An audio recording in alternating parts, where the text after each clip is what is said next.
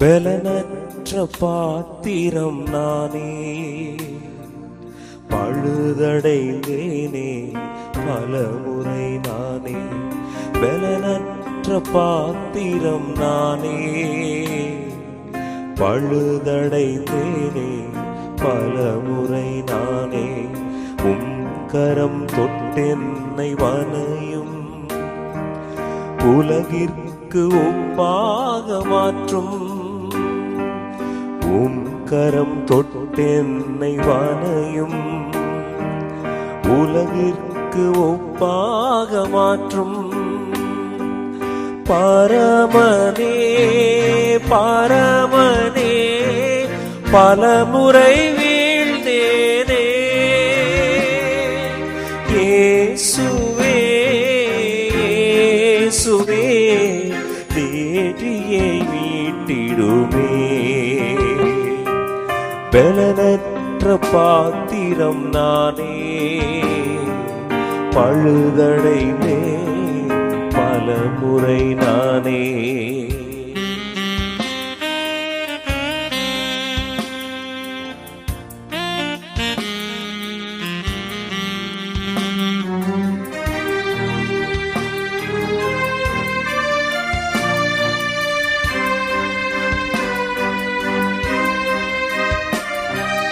தனிமையில் வெறுமையில் தவிக்கையில், தவறான எண்ணங்கள் ஆட்கொள்கையில்.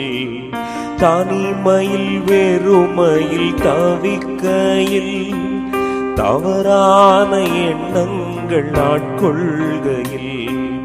தாவீதின் மனதை மாற்றியவர், தயவாக என்னையும் சாயலாக்கும். தாவீதின் மனதை மாற்றியவர், தயவாக என்னையும் சாயலாக்கும். பரமனே பரமனே பலமுறை வீழ்ந்தேனே. தேவனே தேவனே தேற்றியை மீட்டிடுமே. பலனற்ற பாத்திரம் நானே, பழுதடைந்தேன் பலமுறை நானே.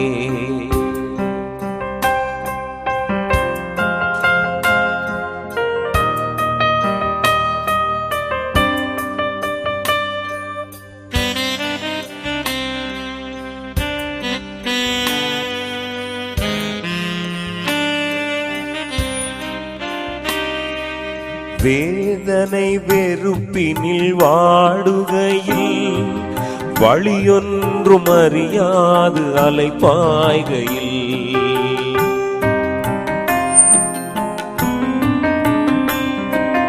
வேதனை வெறுப்பினில் வாடுகையில், வழியொன்றும் அறியாது அலைபாய்கையில். வனாந்திர வழியில் காத்தவரே, வழியினை காட்டும் என் மாலுமியே. பரமனே பரமனே பலமுறை வீழ்ந்தேனே. தேவனே தேவனே தேற்றியை மீட்டிடுமே.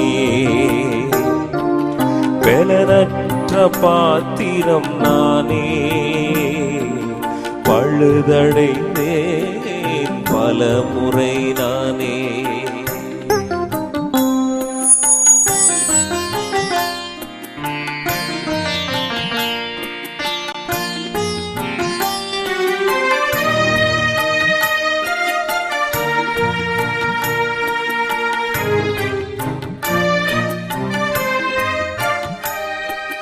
சோதனை சோர்வில் வீழ்கையில், பேதுரு போல் தவறிடும் வேளைகளில்.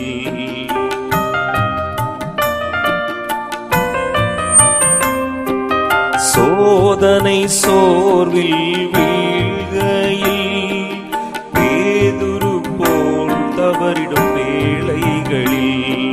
சமயத்தில் மீட்டிடும் வல்லவரே, சாட்சியாய் மாற்றும் என் வாழ்வினையே. பரமனே பரமனே, பலமுறை வீழ்ந்தேனே. தேவனே தேவனே, ஏற்றியே மீட்டிடுமே.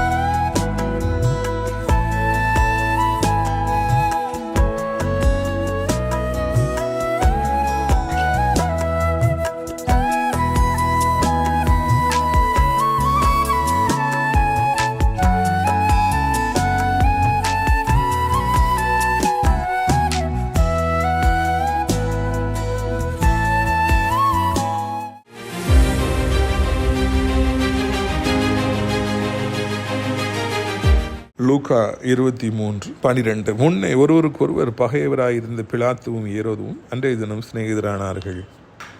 ஏசப்பா எல்லோருக்கும் நன்மையை கொடுக்கிறவராக இருந்தார். அவர் தவறாமல் கனி கொடுக்கிறவராக இருந்தார். 3 வருட ஊழியத்தில் எத்தனையோ பேருக்கு சுகத்தையும் விடுதலையும் அவர் கட்டளையிட்டார், உணவை கொடுத்தார். இங்கே இறுதியிலே அவர் மரிக்கிற அந்த நேரத்திலும் கூட சந்தித்த 2 பெரிய மனிதர்களாகிய ஏரோது ராஜாவுக்கும் பிலாத்துக்கும் ஆண்டவர் நன்மையை செய்கிறார். அவங்க 2 பேருக்குள்ள ரொம்ப ரொம்ப கஷ்டம். இவர்கிட்ட அவர் இயேசு அனுப்புகிறாரு. உடனே அவர் மறுபடியும் இவர்கிட்ட இயேசு அனுப்பிடுறாரு. உடனே அவங்களுக்குள்ளே இருந்த அந்த பகை மாறி அவர்கள் சிநேகிதர் ஆனார்கள் என்று காண்கின்றோம்.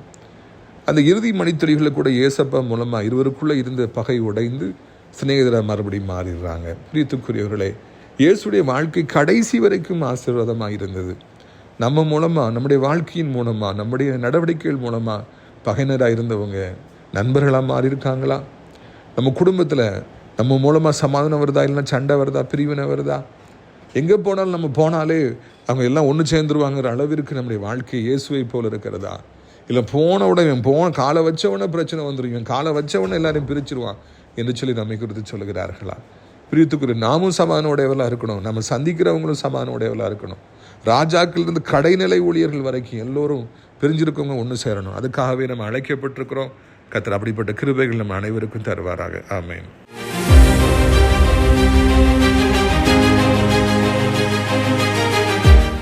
சிறியவனை பொழுதிலிருந்தும் எளியவனை குப்பையிலிருந்தும் எடுத்து உயர்த்தி ராஜாக்களோடும் பிரபுக்களோடும் பந்திருக்க செய்கிற அருமை ஆண்டவர் இயேசு கிறிஸ்துவின் இனிதான நாமத்தினாலே இந்த சத்தத்தை கேட்கின்ற அனைத்து தேவனுடைய பிள்ளைகளுக்கும் என்னுடைய அன்பான வாழ்த்துதல்கள்.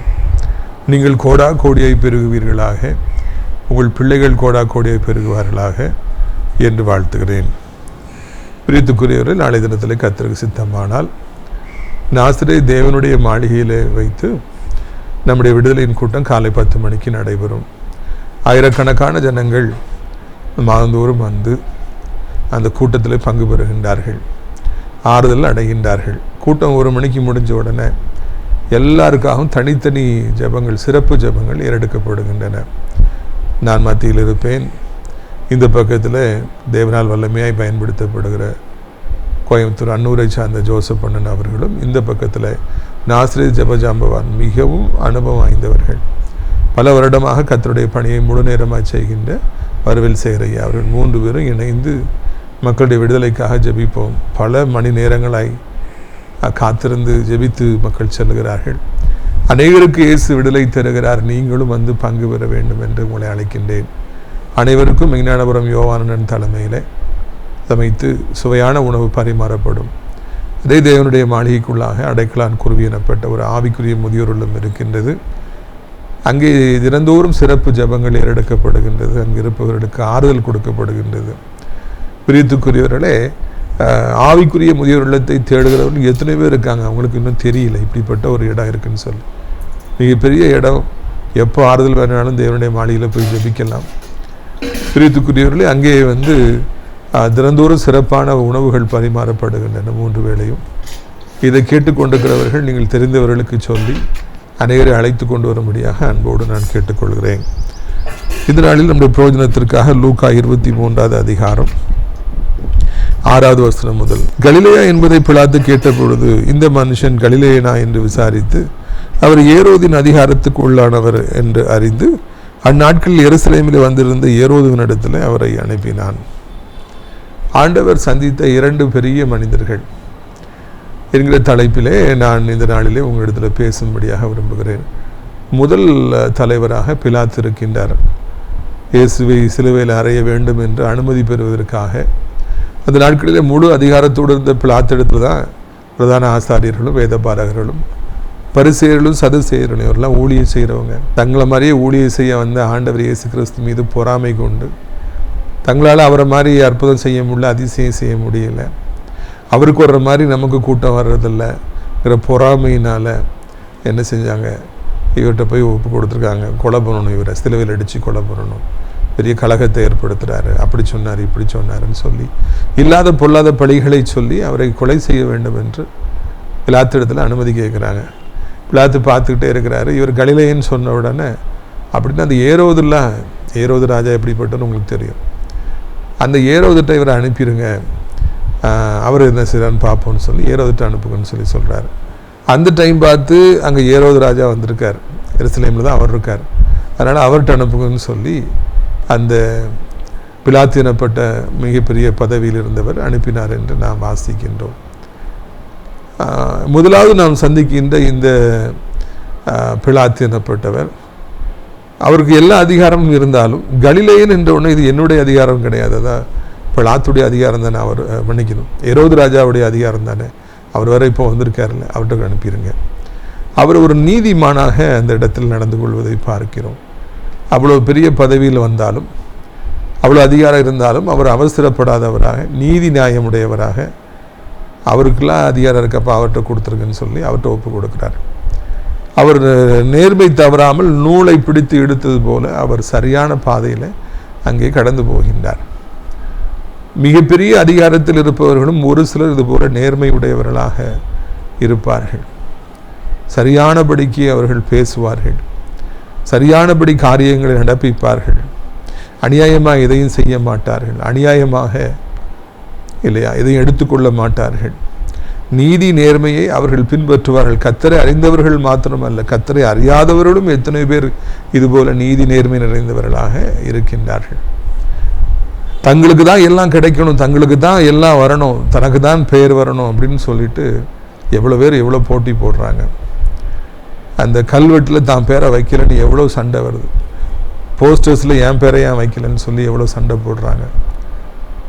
சமீபத்தில் நான் டிவியில் பார்த்து கொண்டு இருந்தேன். அந்த போஸ்டரில் எப்படி இன்னொருத்தருடைய படத்தை போடலாம், என் படத்தை மட்டும்தான் நான் போடணும்னு சொல்லி அதை கிழிங்க அப்படின்னு சொல்லி அதை கிழித்து விடுவதற்கு அரசியலில் இருக்கிற ஒருவர் செய்தார் என்று நான் வாசித்தேன். என் படம் மட்டும்தான் இருக்கணும், இன்னொருத்தர் படம் அவங்களும் அதே கட்சியை சார்ந்தவங்க தான். தலைவர் படுத்த போடு, ஏன் படுத்த போடு, இன்னொருத்தையும் படுத்த போட்டு அதை கிழிச்சிரு, மறுபடியும் ஓட்டுறாங்க, மறுபடியும் கிழிச்சிரு. இன்றைக்கி எனக்குத்தான் எல்லாம், நான் படம் என் படம் தான் வரணும், நான் தான் முக்கியமானவனாக இருக்கணும், அதில் ஏன் படம் போடலை, அந்த கல்வெட்டில் ஏன் படம் போடலை. செய்தியில் வச்சே சண்டை போடுற அரசியல்வாதிகளை பார்க்கிறோம். பெயருக்கும் புகழுக்கும் அலைந்து திரிகிற இந்த உலகத்தில், பதவிக்கு அலைந்து திரிகின்ற இந்த உலகத்தில், நான் தான் எல்லான்னு சொல்கிற இந்த உலகத்தில் இந்த பிலாத்துவை போல நீதிமான்களும் இருக்காங்க. நூலை பிடிச்சி நடத்த மாதிரி நடத்துவாங்க. அவர் அதிகாரத்தில் உள்ளவரை நான் ஏன் விசாரிக்கணும், அவர் தான் இருக்கார், அவர்கிட்ட நீங்கள் அனுப்புங்க. இவர் ஒரு பெரிய பிரபலமான நபர், இவர் பின்னால் நிறைய கூட்டம் வருது, நான் விசாரித்தா எனக்கு தானே பெருமை அப்படின்னு அந்த பிலாத்து நினைக்கல. அவர்கிட்ட அனுப்பிடுங்க அப்படின்னு சொல்லி அவர் அனுப்பினார் என்று நான் காண்கின்றோம்.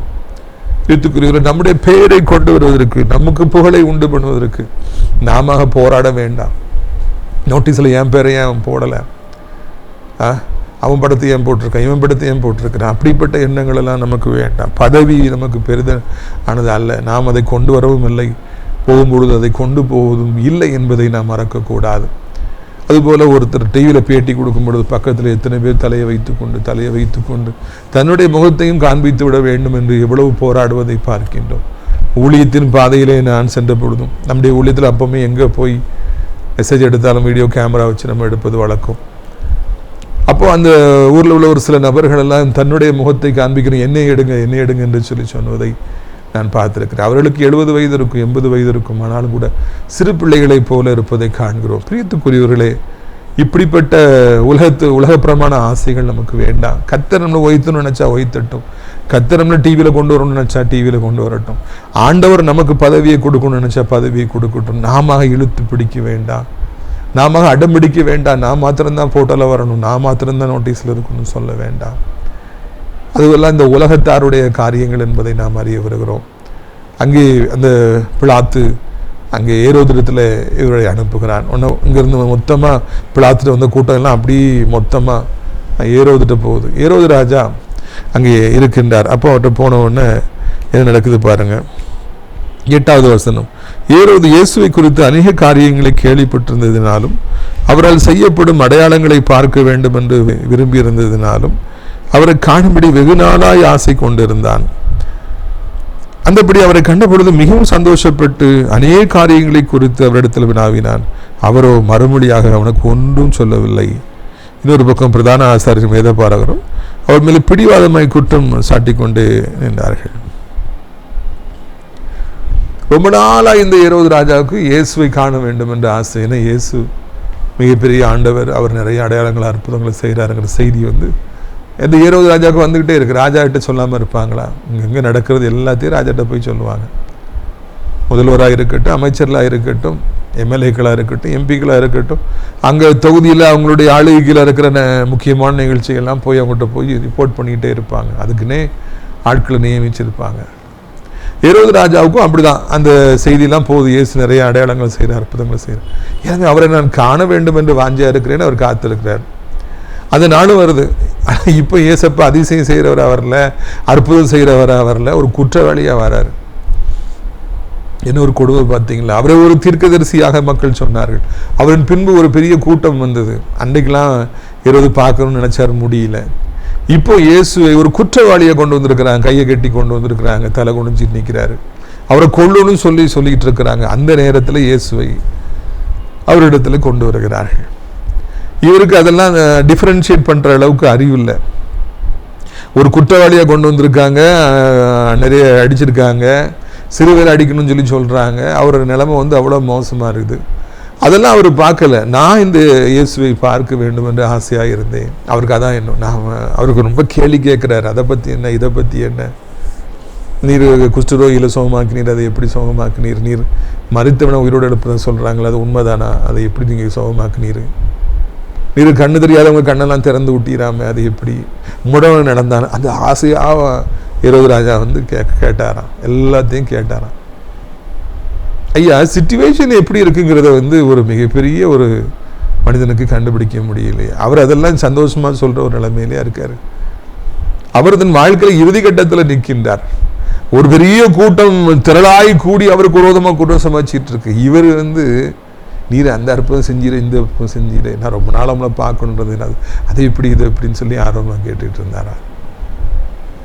ரோம் தீப்பிடித்து எரிந்த பொழுது நீரோ மன்னன் பிடில் வாசித்துக் கொண்டிருந்தான் என்று நாம் காண்கின்றோம்.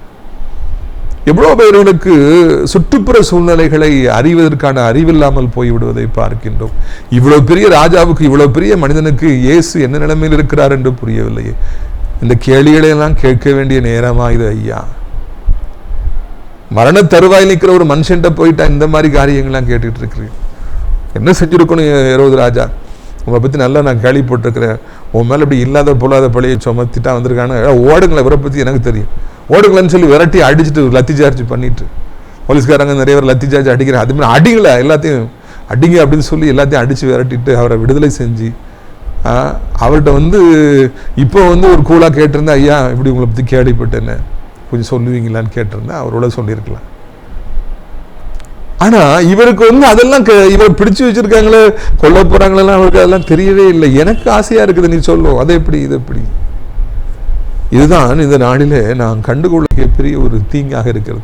ஹேரோது ராஜாவுக்கு அறிவே இல்லை, தலைக்குள்ளாக இருந்த மூளை அது மிகவும் மக்கி போயிருந்தது, அது செயல்படாமல் இருந்தது. பெரிய பதவியில் இருந்தது உண்மைதான், அதிகாரம் இருந்தது உண்மைதான், ஆனால் யாரிடத்துல எப்படி நடந்து கொள்ள வேண்டும் என்பதை அவர் அறியாதவராக இருந்தார் என்று சொல்லி காண்கின்றோம்.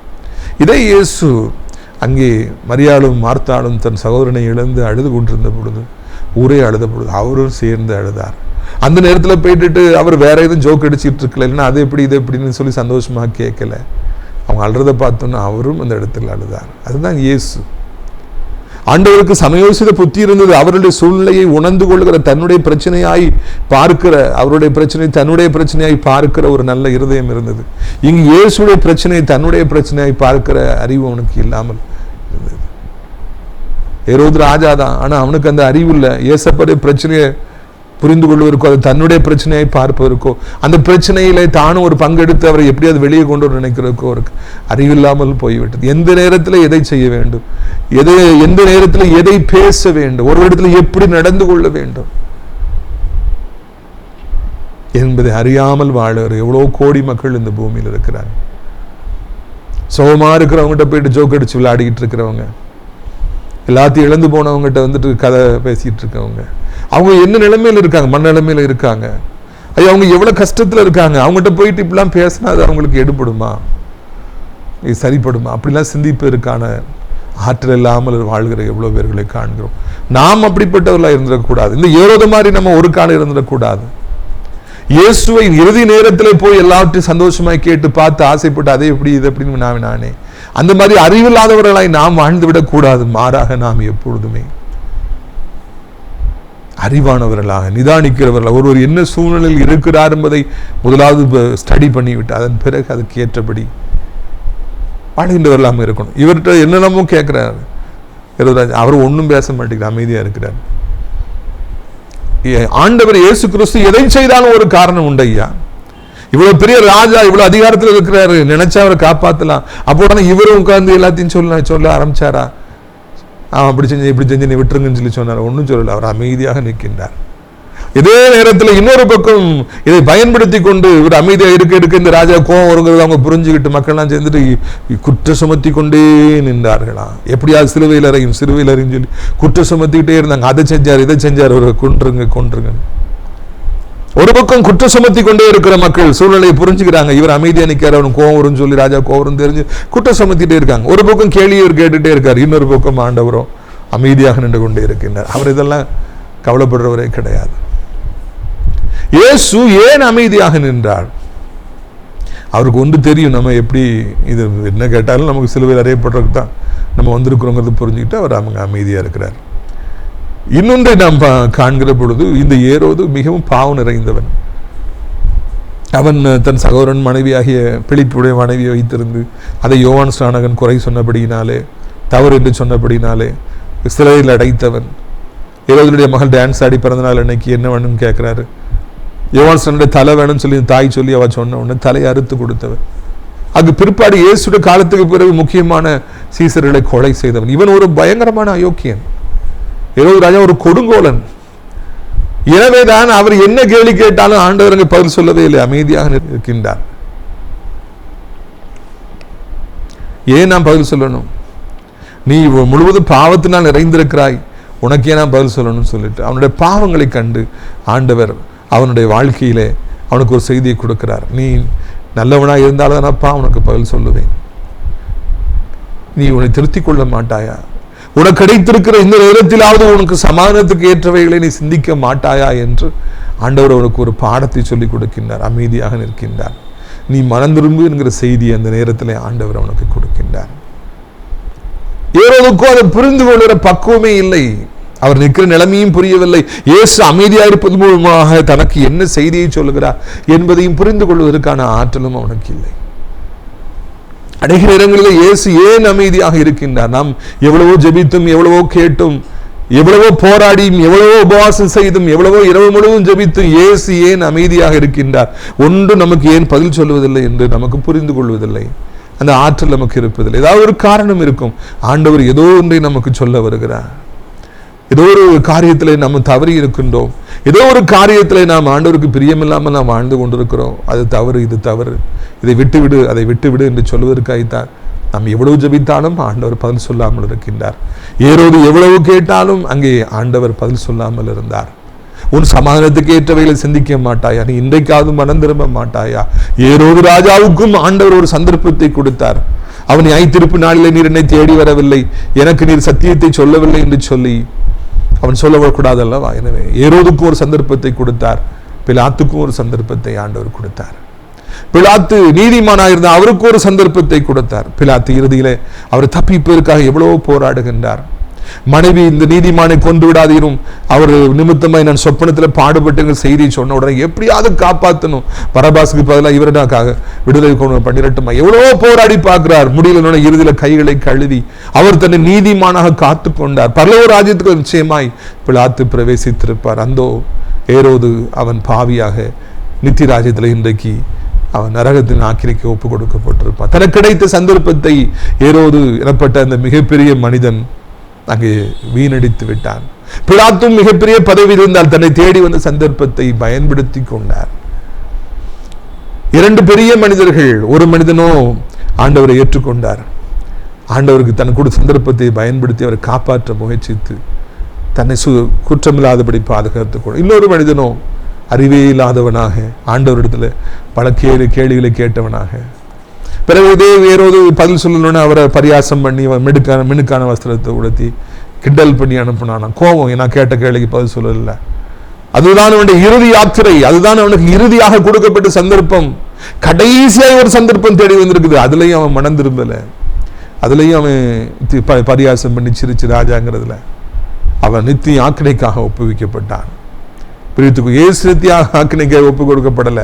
அவர் 3 நாள் மரணத்தை ஜெயித்து உயிரோடு எழுந்து பிதாவுடைய வலது பரிசத்தில் வீற்றிருக்கிறார். ஆனால் ஏரோதுவோ அவன் இறுதி யாத்திரையாக பரியாசம் பண்ணி, ஏரோது இது உனக்கு தகுதியாப்பா, அவருக்கு மிடுக்கான வஸ்திரத்தை உடுத்தி அவரை கேவலப்படுத்துங்கன்னு சொல்லி அனுப்பி, இப்படியாக 2 பெரிய மனிதர்கள், ஒருவர் காப்பாற்றப்பட்டார், ஒருவர் ஆக்கினைக்காக ஒப்பு கொடுக்கப்பட்டார். இவருடைய வாழ்க்கை நமக்கு அநேக பாடங்களை சொல்லிக் கொடுக்கிறது. நாம் அந்த பாடங்களை கற்றுக்கொள்வோம். பிரித்துக்குருவில் என்றைக்கும் நாம் மறந்துவிடக்கூடாது. என்றைக்கும் நாம் கிடைக்கிற சந்தர்ப்பங்களை வீணடித்து விடக்கூடாது. எவ்வளவோ ஜெபித்தும் பதில் வரவில்லை என்றால் ஏதோ ஒரு செய்தி நமக்கு சொல்லப்படுகிறது. அது என்னவென்று நாம் சிந்தித்து பார்ப்போம். கர்த்தர் உங்களை ஆசீர்வதிப்பாராக. உங்களுடைய ஆசீர்வாதங்களுக்காக நான் ஜெபிக்க விரும்புகிறேன். கண்களை மூடுவீர்களா? நாம் ஜெபிக்கலாமா?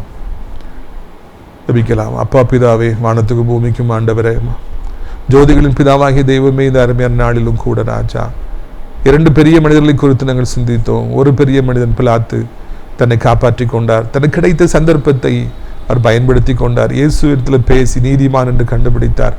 இந்த நீதிமானை ஏன் சிலுவையில் அறைய சொல்றீங்க, அவர் ஒன்றும் தப்பு பண்ணலையேன்னு சொல்லி அவருக்காக வக்காலத்து வாங்கினார்.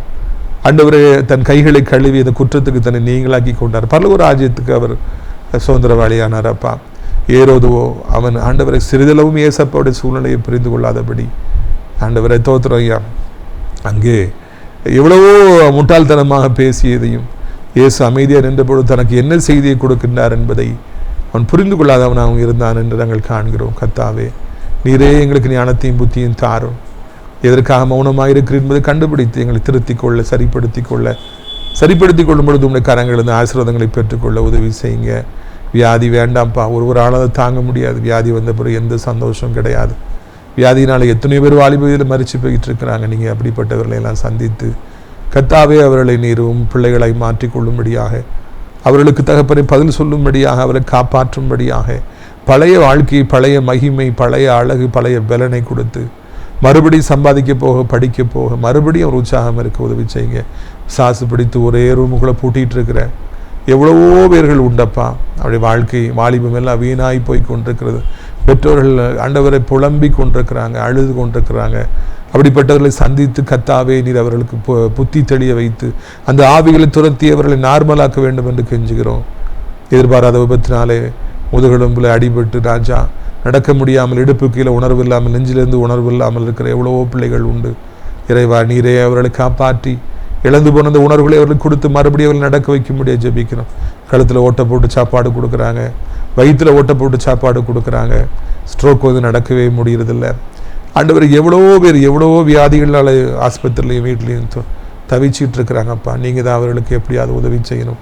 நீங்கள் தான் அவர்களை மீட்டெடுத்து கொள்ள வேண்டும் என்று சொல்லி கெஞ்சுக்கிறோம். இயேசுவின் ரத்தம் ஜெயம், இயேசுவின் ரத்தம் ஜெயம். எவ்வளோ பேர் பணம் இல்லாதனால தற்கொலை பண்ணிக்கொள்ளலாமான்னு நினைக்கிறாங்க. எவ்வளோ செலவழித்து படித்தாங்க, எவ்வளோ செலவழித்து இன்வெஸ்ட் பண்ணி பிஸ்னஸை ஸ்டார்ட் பண்ணாங்க. எல்லாம் லாஸாக போச்சு, வேலையே கிடைக்கல, நிறைய ஏமாற்றிட்டாங்க, பணம் போட்டதெல்லாம் வேஸ்ட்டாக போயிடுச்சு, என்ன பண்ணுமே தெரியல.